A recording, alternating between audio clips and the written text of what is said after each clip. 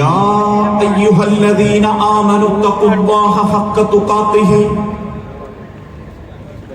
ولا تموتن إلا وأنتم مسلمون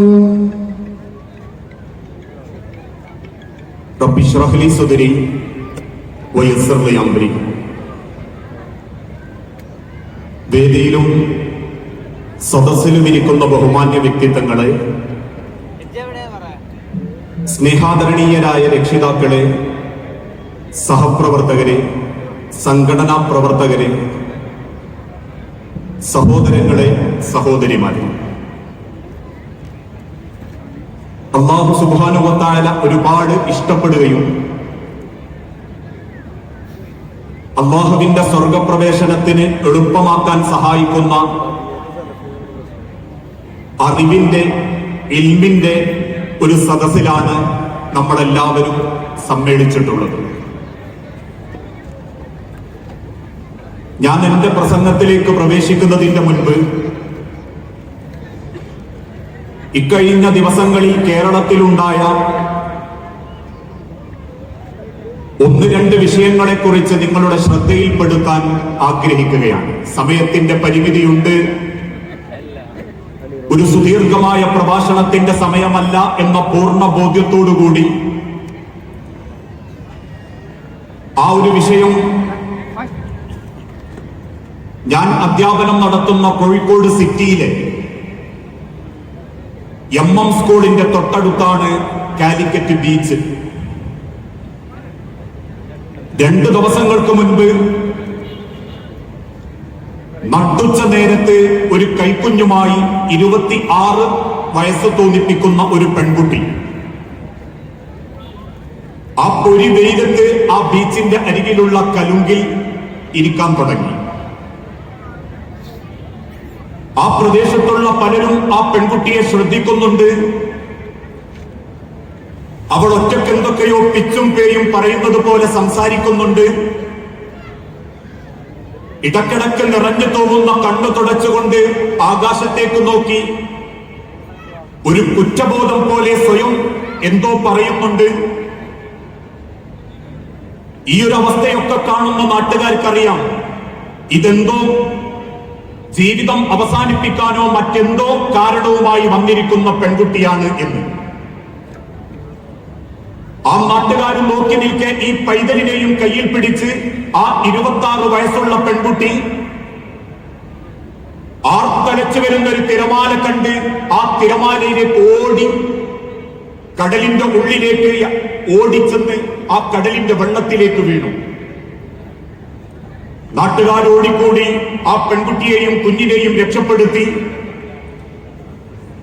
ആ പെൺകുട്ടിയോട് അതിന്റെ തൊട്ടടുത്തുള്ള പള്ളിയുടെ മുൻഭാഗത്ത് സ്ത്രീകളെ വിളിച്ചു വരുത്തി വസ്ത്രങ്ങളൊക്കെ ഒന്ന് മാറി ആ കുഞ്ഞിനെയൊക്കെ ഒന്ന് ഭംഗിയായി കുളിപ്പിച്ച് അപ്പോഴേക്കും പോലീസും എത്തി. പോലീസുകാർ ആ പെൺകുട്ടിയെ ചോദ്യം ചെയ്യുന്നതിനിടയിൽ സൂചിപ്പിച്ചു, മകളെ, നിന്റെ വീട്ടുകാരോട് വിവരമറിയിക്കാം. വീട്ടുകാരെവിടെ? നിന്റെ വാപ്പയെവിടെ? നിന്റെ ഭർത്താവ് എവിടെ? ആ പെൺകുട്ടി കണ്ണുനീരോടെ തിരിച്ചു പറഞ്ഞു, എന്റെ ഭർത്താവിന് എന്നെ വേണ്ട പോലും, അയാൾക്കിപ്പോ എന്നെ കണ്ടുപിടിക്കുന്നില്ല, എന്റെ സമ്പത്തില്ല, അതുകൊണ്ട് തന്നെ അദ്ദേഹം എന്നെ ഉപേക്ഷിച്ച മട്ടാണ്. ഉടനെ പോലീസുകാരൻ SI ചോദിച്ചു, എങ്കിൽ മകളെ, നിന്റെ ഉപ്പാനെ വിവരമറിയിക്കാം, അല്ലെങ്കിൽ ഉമ്മായെ വിവരമറിയിക്കാം. നിന്റെ ആങ്ങളമാരോ അനിയത്തിമാരോ ജ്യേഷ്ഠത്തിമാരോ ആരുണ്ടെങ്കിലും നിന്റെ വീട്ടിലെ ഫോൺ നമ്പർ തന്നാൽ മതി എന്ന് പറയുമ്പോ നെഞ്ചു പൊട്ടിക്കരഞ്ഞ പെൺകുട്ടി തിരിച്ചു പറഞ്ഞു, അവരെയൊക്കെ ഞാൻ ഉപേക്ഷിച്ചതാണ്, എനിക്കാരുമില്ല. എന്റെ 22ാമത്തെ വയസ്സിൽ എന്നെ പഠിപ്പിച്ചിരുന്ന എന്റെ മാതാപിതാക്കളെ ധിക്കരിച്ചുകൊണ്ട്, എന്നെ ഏറെ സ്നേഹിച്ചിരുന്ന എന്റെ കുടുംബക്കാരുടെ മുഖത്ത് കരിവാരി തേച്ചുകൊണ്ട് എന്റെ കൂടെ പഠിച്ചൊരു ചെറുപ്പക്കാരന്റെ കൂടെ ഇറങ്ങിപ്പോന്നവളാണ് ഞാൻ. എന്റെ വാപ്പയെ നിങ്ങൾ വിളിച്ചിട്ട് കാര്യമില്ല. എന്റെ കുടുംബക്കാരെന്നെ ഉപേക്ഷിച്ച മട്ടാണ്. ഞാൻ അവരെ ഉപേക്ഷിച്ചതിന്റെ കാരണത്താൽ അവരെന്നെയും ഉപേക്ഷിച്ചിട്ടുണ്ട്. ഇതൊരു ഒറ്റപ്പെട്ട സംഭവങ്ങളല്ല. ഇന്ന് സമൂഹത്തിൽ ഒരുപാട് കുടുംബങ്ങൾ ഉണ്ടായിട്ടും ആരുമില്ലാതെ ജീവിക്കുന്ന ഒരുപാട് രക്തബന്ധങ്ങൾ ഉണ്ടായിട്ടും ആരുമില്ലാത്തവരെ പോലെ ജീവിക്കുന്ന നൂറുകണക്കിന് മുസ്ലിം അമുസ്ലിം കുടുംബങ്ങൾ ഇന്ന് നമ്മൾക്കിടയിലുണ്ട്. അതോടൊപ്പം തന്നെ ഏതാനും ചില ദിവസങ്ങൾക്ക് മുൻപ് കേരളത്തിലെ പ്രസിദ്ധനായ ഒരു നടൻ വാർദ്ധക്യ സഹജമായ അസുഖം ബാധിച്ച് വൃദ്ധസദനത്തിൽ മരണപ്പെട്ടു. അദ്ദേഹത്തിന്റെ ആയുസ്സുള്ള ആരോഗ്യകാലത്ത് അദ്ദേഹം ഒരു വലിയ നടനായിരുന്നു. ലക്ഷങ്ങൾ പ്രതിഫലം വാങ്ങി രാജകീയ ജീവിതം ജീവിച്ചിരുന്ന ഒരു നടൻ. മരണപ്പെട്ട അദ്ദേഹത്തിന്റെ ശവസംസ്കാരത്തിന് വേണ്ടി വൃദ്ധസദനത്തിൽ നിന്നും ആശുപത്രിയിൽ നിന്നും ആ ബോഡി ഏറ്റെടുക്കാൻ ആരും വരാതായി. പലരും ആ നടന്റെ കുടുംബവുമായി ബന്ധപ്പെട്ടു, ആർക്കും താല്പര്യമില്ല. അവസാനം നാട്ടിലുള്ള ചില സാമൂഹിക പ്രവർത്തകർ ആ ശരീരം വാങ്ങി ആ ശരീരത്തെ അടക്കാനുള്ള പണികൾ ആരംഭിക്കുമ്പോൾ വിദേശത്തുള്ള അദ്ദേഹത്തിന്റെ മക്കൾ ആ നാട്ടിലേക്ക് വന്നു. തന്റെ അച്ഛന്റെ അതല്ലെങ്കിൽ ആ നടന്റെ മരണാനന്തര കർമ്മങ്ങളിലൊക്കെ ഇടപെട്ട് അവസാനം പത്രക്കാർ ചോദിച്ചു, അച്ഛനല്ലേ, എന്നിട്ടും എന്തേ നിങ്ങൾ ആ പിതാവിന്റെ ശരീരത്തോട് അനാദരവ് കാണിക്കുന്ന രീതിയിൽ ആ ശവമൊന്ന് ഏറ്റെടുക്കാൻ പോലും നിങ്ങൾ വന്നില്ലല്ലോ, ഒന്നുമില്ലെങ്കിലും നിങ്ങളുടെ അച്ഛനല്ലേ എന്ന് ചോദിച്ചപ്പോ പ്രായവും പക്വതയും കുടുംബവുമുള്ള ആ മക്കൾ തിരിച്ചു പറഞ്ഞൊരു വാക്കുണ്ട്, അച്ഛനിൽ നിന്ന് ഒരു മക്കൾ ആഗ്രഹിക്കുന്നതൊന്നും ഞങ്ങളെ അച്ഛൻ തന്നിട്ടില്ല, ഈ ഭർത്താവിൽ നിന്ന് ആഗ്രഹിക്കുന്നതൊന്നും ഞങ്ങളെ അമ്മക്ക് കൊടുത്തിട്ടില്ല. പണമുള്ള കാലത്ത് കെട്ടഴിച്ചിട്ട ബലൂണിനെ പോലെ ആർത്തുല്ലസിച്ച് ജീവിതം ആസ്വദിച്ചു തീർത്ത ഒരച്ഛനോട് ഞങ്ങൾക്കുള്ള പ്രതിഷേധമായിരുന്നു അച്ഛനുണ്ടായിട്ടും അച്ഛനില്ലാത്തവരെ പോലെ ജീവിക്കേണ്ടി വന്ന ഒരു മക്കളുടെ പ്രതിഷേധമായിരുന്നു ഞങ്ങൾ പ്രകടിപ്പിച്ചത് എന്ന് പറയുന്നുണ്ടെങ്കിൽ, ഇതുപോലെ പലരും ഉണ്ടായിട്ടും ഒരുപാട് രക്തബന്ധങ്ങൾ ഉണ്ടായിട്ടും ആരുമില്ലാത്തവരെ പോലെ ജീവിക്കുന്ന ഒരുപാട് കുടുംബങ്ങൾ ഇന്ന് നമ്മുടെ കൂട്ടത്തിലുണ്ട്. അത്തരക്കാരോട് വിശുദ്ധ ഖുർആനിന്റെ വെളിച്ചത്തിൽ അള്ളാഹു ഓർമ്മപ്പെടുത്തുന്ന ഒരു വാക്ക്,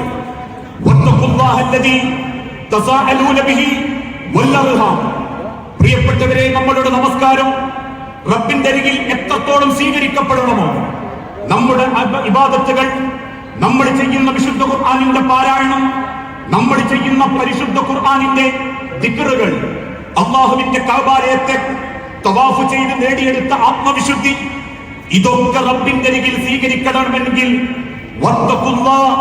നിങ്ങൾ അല്ലാഹുവിനെ സൂക്ഷിക്കുന്ന പരലോക ബോധത്തോടൊപ്പം വൽ അർഹാം, നിങ്ങളുടെ കുടുംബത്തെയും നിങ്ങൾ കാത്തു സൂക്ഷിക്കേണ്ടതുണ്ട്.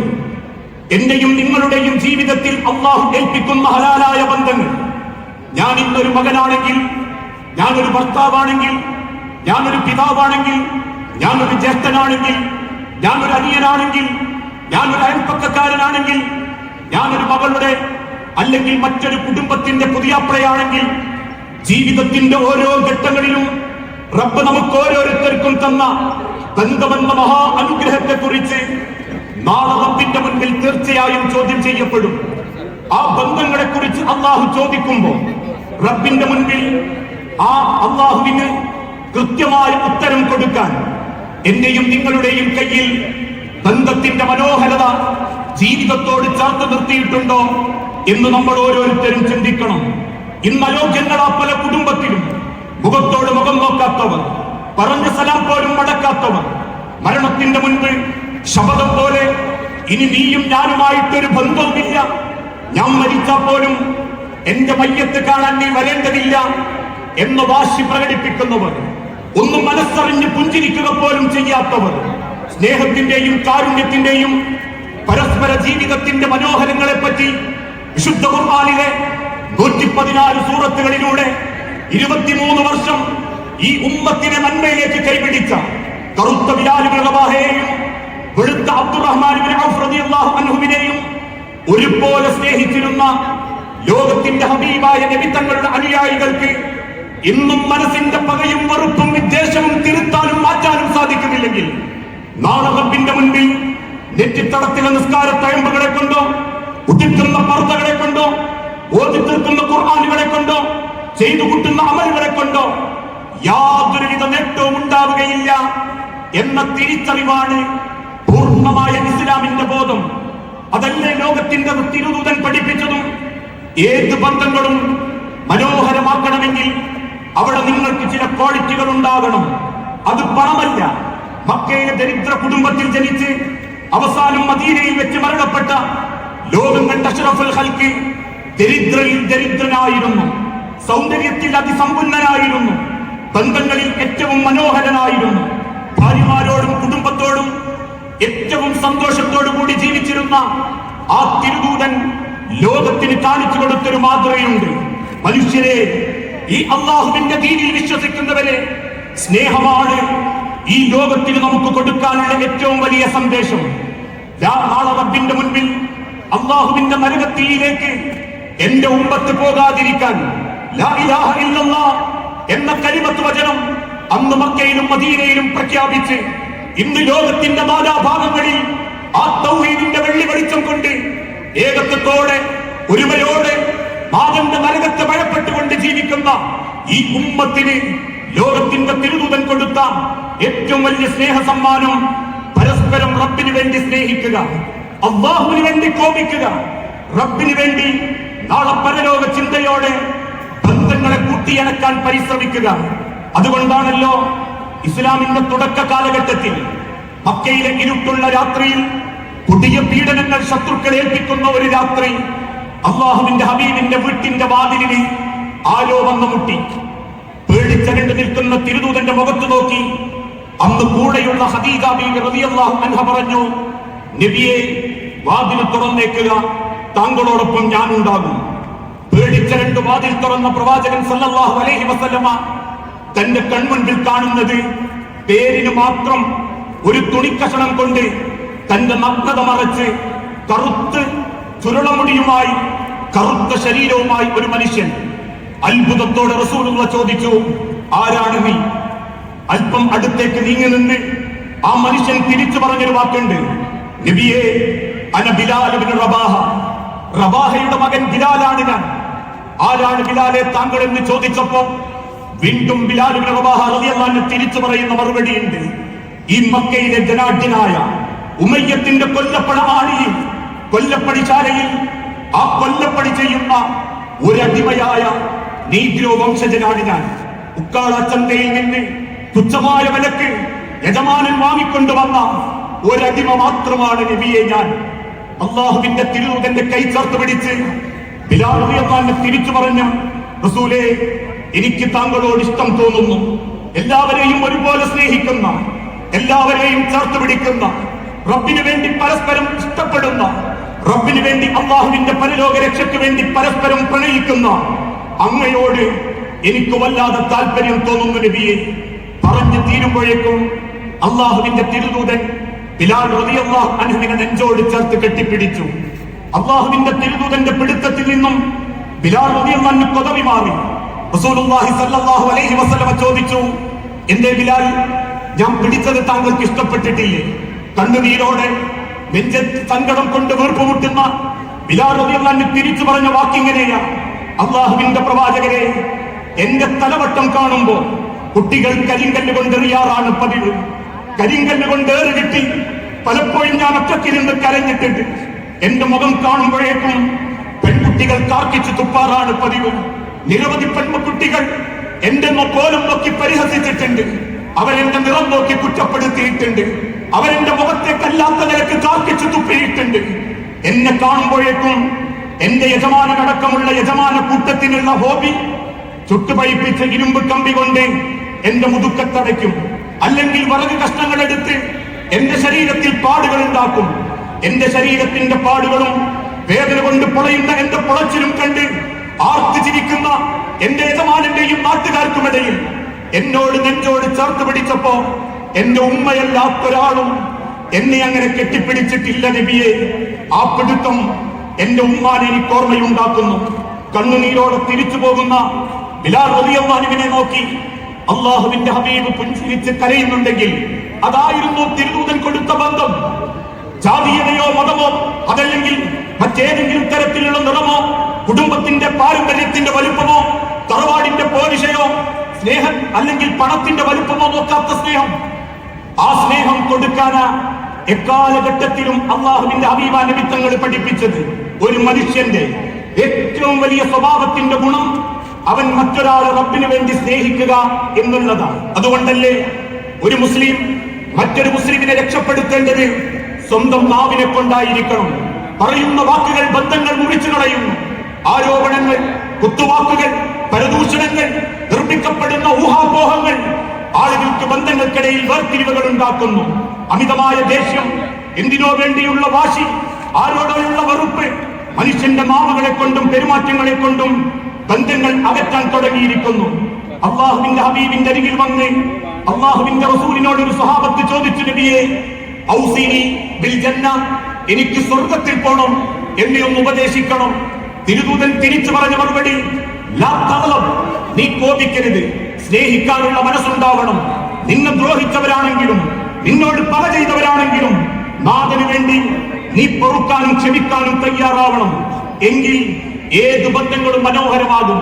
വിശുദ്ധ ഖുർആനിലൂടെ അല്ലാഹു തആല തന്നെ ഓർമ്മപ്പെടുത്തി, വസാരിഉ വസാരിഉ ഇലാ മഗ്ഫിറത്തിൻ മിൻ റബ്ബിക്കും വജന്നത്തിൻ, ആകാശഭൂമികളെക്കാൾ വിശാലമായ സ്വർഗ്ഗമെന്ന മഹാസൗഭാഗ്യത്തിന് വേണ്ടി, റബ്ബിന്റെ പാപമോചനത്തിന് വേണ്ടി നിങ്ങൾ ആഗ്രഹിക്കുന്നുണ്ടെങ്കിൽ, മത്സരിക്കുന്നുണ്ടെങ്കിൽ നിങ്ങൾക്കുണ്ടാവേണ്ട ചില ക്വാളിറ്റികളുണ്ട്. ഒന്നാമത്തെ ക്വാളിറ്റി, നിങ്ങൾ കോപം നിയന്ത്രിക്കണം, ബന്ധം മനോഹരമാക്കണം, ജനങ്ങൾക്ക് വിട്ടുകൊടുക്കണം, അവരോട് നിങ്ങൾ വിട്ടുവീഴ്ച ചെയ്യണം. അതുകൊണ്ടല്ലേ മക്കം ഫതഹിന്റെ അന്ന് പിടിക്കപ്പെട്ട നൂറുകണക്കിന് ശത്രുക്കൾ കൺമുൻപിൽ നിൽക്കുമ്പോൾ അവർക്ക് മുൻപിലൂടെ നടന്നു നീങ്ങുന്ന അള്ളാഹുവിന്റെ തിരുദൂതൻ ഒരാളെ നോക്കി മാത്രമേ കണ്ണു നിറഞ്ഞിട്ടുള്ളൂ. സ്വന്തം എളാപ്പ ഹംസ റളിയല്ലാഹു അൻഹുവിനെ ചാട്ടുളി എറിഞ്ഞു കൊന്ന വഹ്ശിയുടെ മുൻപിലെത്തിയപ്പോ തിരുദൂതൻ ചോദിച്ചു, അൻത വഹ്ശി, നീയാണോ വഹ്ശി? അതെ, ഞാനാണ് വഹ്ശി. ആ വഹ്ശിയുടെ മുഖത്ത് നോക്കി പിന്നീട് കണ്ണു നിറഞ്ഞ് തിരിഞ്ഞു നടക്കുന്ന മനുഷ്യർക്ക് പൊറുക്കു കൊടുത്ത് വിട്ടുവീഴ്ച കൊടുത്ത് ആ സമുദായത്തെ നന്മയിലേക്ക് കാണിക്കുന്ന സ്നേഹത്തിന്റെ സന്ദേശം, ആ സന്ദേശമാണ് മുസ്ലിം സമൂഹത്തിന്റെ സന്ദേശമെങ്കിൽ, കുടുംബത്തിന്റെ സന്ദേശമെങ്കിൽ, അയൽവാസി പട്ടിണി കിടക്കുമ്പോ വയറു നിറച്ച് ഭക്ഷിക്കരുത് എന്ന് പഠിപ്പിച്ചത് സ്നേഹം കൊണ്ടാണെങ്കിൽ, ഒരാളെ നിങ്ങൾ അന്യായമായി കൊന്നാൽ ലോകത്തുള്ള സർവ്വ മനുഷ്യരെയും കൊന്നവനെ പോലെയാണെന്ന് സ്നേഹത്തെ മുൻനിർത്തിയാണ് പഠിപ്പിച്ചതെങ്കിൽ, യാത്രക്കിടയിലെ ഉറുമ്പ് കൂട്ടങ്ങളോടും തള്ളപ്പുച്ചിയോടും കാരുണ്യം കാണിക്കണമെന്ന് പഠിപ്പിച്ചത് സ്നേഹത്തിന്റെ സന്ദേശമാണെങ്കിൽ, പ്രിയപ്പെട്ടവരെ, സ്നേഹമാണ് ബന്ധങ്ങളിൽ നമുക്ക് കൊടുക്കാനുള്ള ഇൻവെസ്റ്റ്മെന്റ്. ആ സ്നേഹം നമ്മൾ കൊടുത്തു തുടങ്ങുന്നു എങ്കിൽ ഏത് ബന്ധങ്ങളും മനോഹരമാക്കാൻ സാധിക്കും. ആ തിരിച്ചറിവാണ് ലോകത്തിന്റെ തിരുദൂതൻ ഈ ഉമ്മത്തിന് കൊടുത്ത ഏറ്റവും വലിയ സന്ദേശം. ഇന്ന് ആ കാലഘട്ടത്തിലെ 1950കളിലും 60കളിലും മാപ്പിള കലാപവും കോളറയും പേരറിയാത്ത സുക്കേടുകളും കേരളത്തിന്റെ മണ്ണിനെ പിടിച്ചു കുലുക്കിയപ്പോ നിരവധി മാതാപിതാക്കൾ അപ്രതീക്ഷിതമായി മരണത്തിന് കീഴടങ്ങി.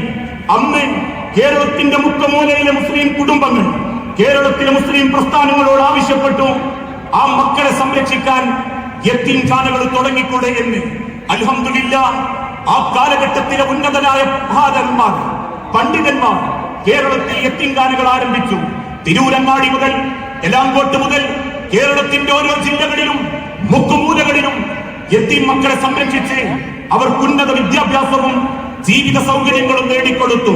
പക്ഷെ ഇന്ന് മുസ്ലിം സംഘടനകളോട് കേരളത്തിന്റെ മുക്കുമൂലകളിൽ നിന്ന് പലരും ആവശ്യപ്പെട്ടുകൊണ്ടിരിക്കുന്നത്, യത്തീംഖാനകളെ പോലെ ഒരായുസ് മുഴുവൻ മക്കൾക്ക് വേണ്ടി പണിയെടുത്തിട്ടും, ഒരായുസ് മുഴുവൻ മക്കൾക്ക് വേണ്ടി ജീവിതം നീക്കിവെച്ചിട്ടും അവസാനം കൈകൾ ബലഹീനമാകുമ്പോ, കാഴ്ചകൾ കുറയുമ്പോ, നാവിന് പോലും ശേഷിയില്ലാതാകുമ്പോ, കഴിക്കുന്ന ഭക്ഷണം പോലും കൃത്യമായി സ്വന്തം തൊണ്ടയിലേക്ക് വെക്കാനുള്ള കഴിവ് നഷ്ടപ്പെടുമ്പോ, പാതയോര വക്കുകളിലേക്കും കടത്തിണ്ടയിലേക്കും വീട്ടിന്റെ പോർച്ചിലേക്കും ഉപേക്ഷിക്കപ്പെടുന്ന മാതാപിതാക്കൾക്ക് വേണ്ടി, ഈ സാധുക്കൾക്ക് വേണ്ടി ഒരു വൃദ്ധസദനം പേര് മാറ്റിയിട്ടെങ്കിലും നിങ്ങൾക്ക് തുടങ്ങിക്കൂടെ എന്ന് പല മുസ്ലിം പ്രസ്ഥാനങ്ങളോടും കേരളീയ ജനത ചോദിച്ചു തുടങ്ങി. എന്തേ കാരണം? നമസ്കരിക്കുന്ന മക്കൾക്ക് മാതാപിതാക്കളെ പരിഗണിക്കാൻ പറ്റുന്നില്ല. ഇസ്ലാഹി പ്രവർത്തനത്തിന്റെ നെടുന്തൂണുകളാകുന്ന മക്കൾക്ക്, ഉമ്മമാർക്ക് വീട്ടിലെ മാതാപിതാക്കളോട് മാന്യമായി പെരുമാറാൻ പറ്റുന്നില്ല. പാതയോര വക്കുകളിലും അല്ലെങ്കിൽ മറ്റേതെങ്കിലും പൂരപ്പറമ്പുകളിലും വാങ്ങുന്ന കളിപ്പാവ പോലും 250ഉം 500ഉം വിലയിടുമ്പോ ജീവനുള്ള മനസ്സുള്ള ഒരായുസ് മുഴുവൻ മക്കൾക്ക് വേണ്ടി ഹൃദയവും ഹൃദയത്തിന്റെ ചിന്തകളും ശരീരത്തിന്റെ ഞരമ്പുകളും ജീവിതത്തിന്റെ സർവവും നീക്കിവെച്ച മാതാപിതാക്കൾക്ക് 250 പോട്ടെ ഒരു 25 രൂപയുടെ വില പോലും ഇന്ന് പല കുടുംബത്തിലും മക്കൾ കൊടുക്കുന്നില്ല. കവി പാടിയതുപോലെ തൊട്ടിലാട്ടുന്ന കൈകൾ തൊട്ട കാലം മറന്നുപോയി, തൊട്ടിലാട്ടിയിരുന്ന കൈകൾ തൊട്ട കാലം മറന്നുപോയി. അല്ലേ? ചിന്തിച്ചു നോക്കൂ. ഏതാനും ചില ദിവസങ്ങൾക്ക് മുൻപ് ഒരു മകൻ കണ്ണുനീരോടെ പറഞ്ഞൊരു വാക്കുണ്ട്. അവസാനമായി തന്റെ പിതാവിന് ഐസിന്റെ ഉള്ളിൽ കയറി ചെന്ന് തന്റെ പിതാവിന്റെ കൈയൊന്ന് മുറുകെ പിടിച്ചപ്പോ തിരിച്ചു പിടിച്ച വാപ്പാന്റെ പിടുത്തം അവൻ കണ്ണുനീരോടെ പറയുന്നു, ഞാൻ അറിഞ്ഞു എന്റെ വാപ്പാന്റെ ശക്തി, ആയുസ്സുള്ള കാലത്തെന്റെ പിതാവിന്റെ കൈയിന്റെ ശക്തി. ആ മരിക്കുന്ന സെക്കൻഡിൽ എന്റെ പിതാവിന്റെ കൈയിലൂടെ ഞാൻ അറിഞ്ഞു.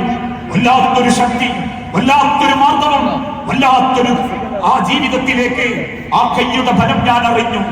എന്റെ പിതാവിനെ ഒന്ന് കൈ അറിഞ്ഞു തൊടാൻ അദ്ദേഹത്തിന്റെ അവസാന നിമിഷം വേണ്ടി വന്നെങ്കിൽ, പ്രിയപ്പെട്ടവരെ, ഓരോ കൈകളും തൊട്ട കാലം നമ്മൾ മറന്നിട്ടുണ്ട്. ഉണ്ടോ? സ്വന്തം വീട്ടിലിരിക്കുന്ന വാപ്പാന്റെ കൈയൊന്ന് പിടിച്ചാൽ 1000 സുക്കേടുകൾക്ക് ഗുളികകൾക്കുള്ള മരുന്നാണ് സ്നേഹമെന്ന പരിചരണം. ചേർത്ത് പിടിക്കൽ, ചേർത്ത് നിർത്തൽ. അത് ഉമ്മയായാലും വാപ്പയായാലും നെഞ്ചിന്റെ ഉള്ളിൽ നിന്നും അമർന്ന് മക്കളുടെ സിരകളിലേക്ക് എത്തിക്കൊടുത്ത് മക്കളുടെ വളർച്ച കണ്ട് സന്തോഷിച്ചിരുന്ന സാധു പെൺമക്കൾ, സാധു ഉമ്മമാർ.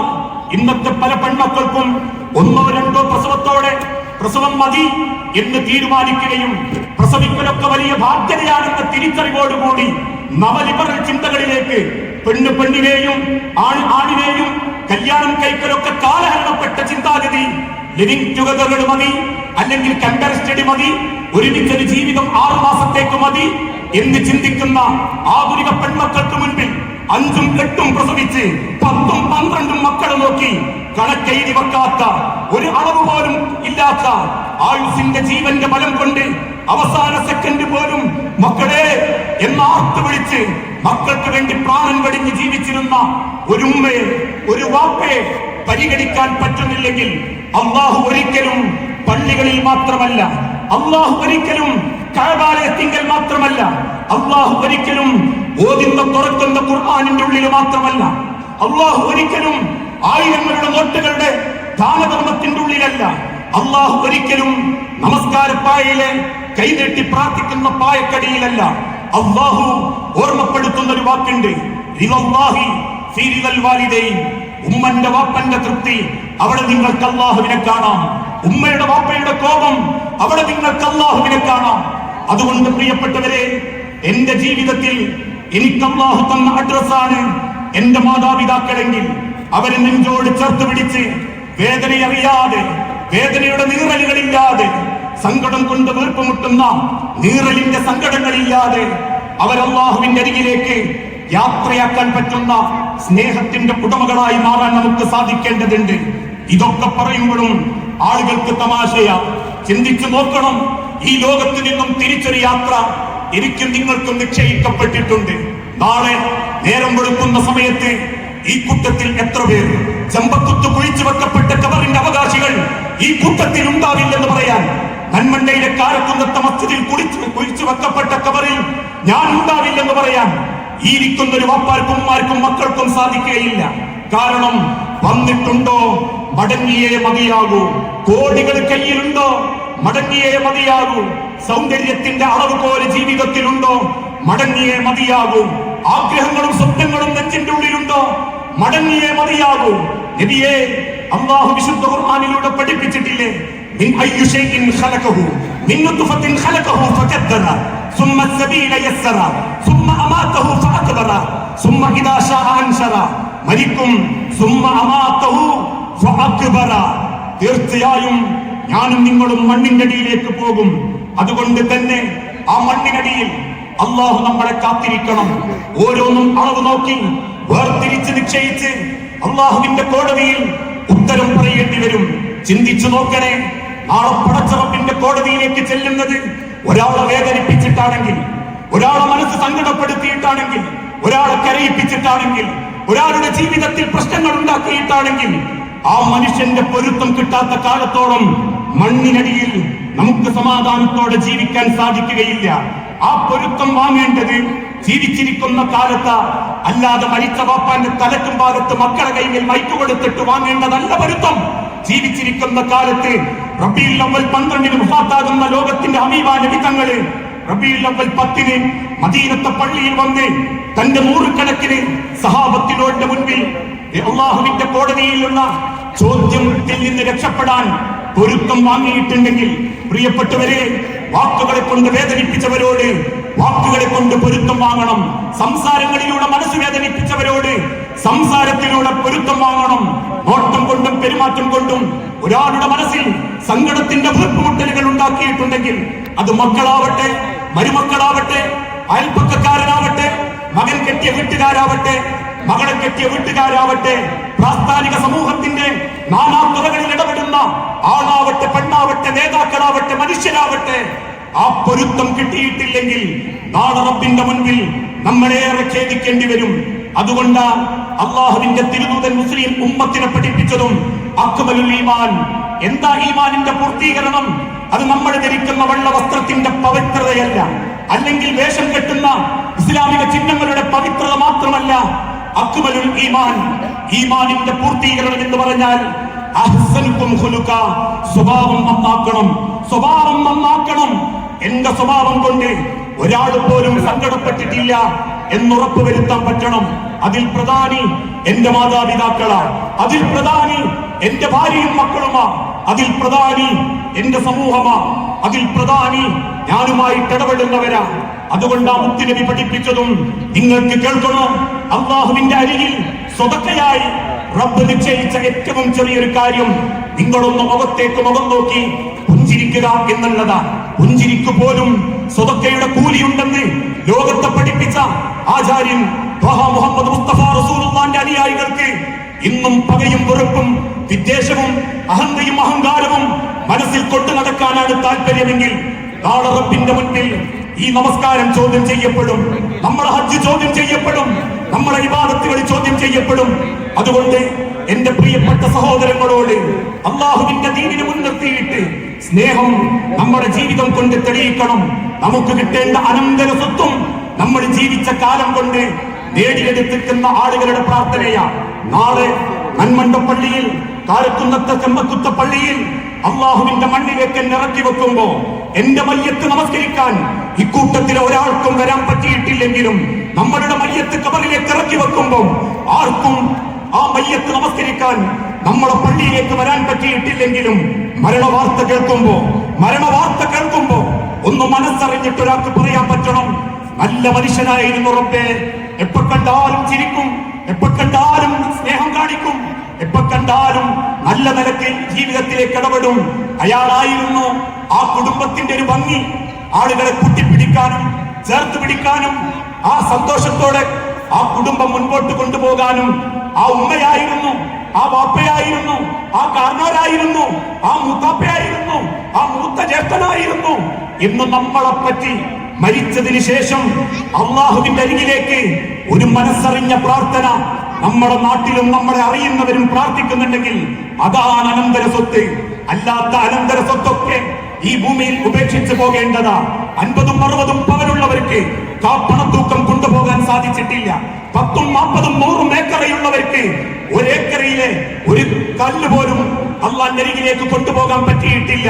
ധനാഢ്യനാവട്ടെ, പാമരനാവട്ടെ, സുമുഖനാവട്ടെ, സുന്ദരനാവട്ടെ, കറുത്തവനാവട്ടെ, വെളുത്തവനാകട്ടെ, ഇനി അതല്ല പ്രമാണിയാവട്ടെ, നേതാവാകട്ടെ, അണികളാവട്ടെ, അള്ളാന്റെ മണ്ണിലേക്ക് ഇറക്കി വെച്ച് 3 പിടി മണ്ണ് വാരിയിടുമ്പം നാട്ടുകാരും കുടുംബങ്ങളും ചോദിക്കുന്ന ചോദ്യം മയ്യത്ത് മറമാടിയോ എന്നാണെങ്കിൽ, അവിടെ പണമോ ജാതിയോ അല്ലെങ്കിൽ തറവാടോ മറ്റൊന്നും നമുക്ക് പേരായി നൽകപ്പെടുന്നില്ലെങ്കിൽ, മയ്യത്തായി അള്ളാന്റെ പള്ളിക്കാട്ടിൽ 6 അടി മണ്ണിൽ കിടക്കുമ്പോ മനസ്സമാധാനത്തോടെ കിടക്കാൻ പറ്റണം. ഒരാളെയും വേദനിപ്പിക്കാതെ കിടക്കാൻ പറ്റണം. ഒരു ബന്ധവും മുറിക്കാതെ ജീവിക്കാൻ പറ്റണം. അള്ളാഹുവിന് വേണ്ടി സ്നേഹിക്കണം, അള്ളാഹുവിന് വേണ്ടി കോപിക്കണം, നാഥന്റെ തൃപ്തിക്ക് വേണ്ടി, അള്ളാഹുവിന്റെ ദീനിന് വേണ്ടി പരസ്പരം സ്നേഹിക്കണം, ജീവിതത്തിലേക്ക് ചേർത്ത് നിർത്തണം. ആ തിരിച്ചറിവാണ് ഇസ്ലാം, സമർപ്പണം. അല്ലാതെ ഇസ്ലാം എന്നാൽ കേവലം യാന്ത്രികമായ റുക്കൂഉം സുജൂദുകളും മാത്രമല്ല. ആ ഇസ്ലാം എന്നാൽ രണ്ട് വസ്ത്രം ധരിച്ച ത്വവാഫിന്റെ മേമ്പടികൾ മാത്രമല്ല. ഇസ്ലാം എന്നാൽ ആ പൂർണ്ണമായ കീഴ്വണക്കം. റബ്ബേ, നിന്റെ മുൻപിൽ ഞാൻ എന്റെ നെറ്റിത്തടം ചേർത്ത് വെക്കുന്നുണ്ടെങ്കിൽ, റബ്ബേ, നിനക്ക് വേണ്ടി ഞാൻ തവാഫ് ചെയ്യുന്നുണ്ടെങ്കിൽ, റബ്ബേ,